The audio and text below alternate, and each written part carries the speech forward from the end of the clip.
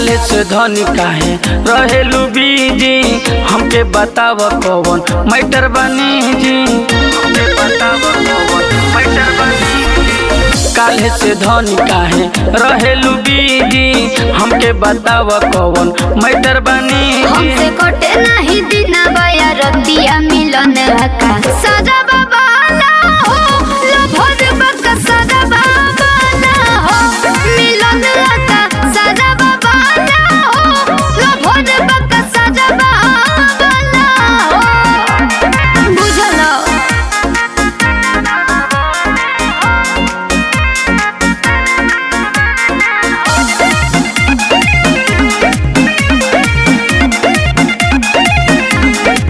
ऐसे न कर हमसे कौनो नादानी, रहने बचा के हम नई हर में पानी बुझल करा। ऐसे न कर हमसे कौनो नादानी, रहने बचा के हम नई हर में पानी। हमर धक धक करताटे छतिया मिलन हका सजा बाबा ना हो लभद बका सजा बाबा ना हो मिलन हका सजा बाबा ना हो लभद बका सजा बाबा ना हो बुझलो।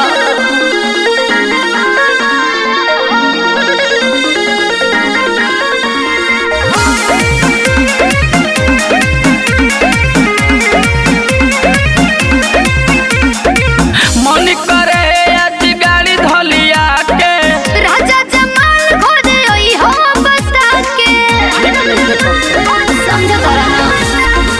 मन करे आज गाड़ी धलिया के, राजा जमाल खोदे ओई हो बता के कई मुबागा कहे करे लो सतिया मिलन हका सजा बाबा ना हो लभद बका सजा बाबा ना हो मिलन हका सजा बाबा ना हो लभद बका सजा बाबा ना हो। जान गुलनु और रह ढेर दिन।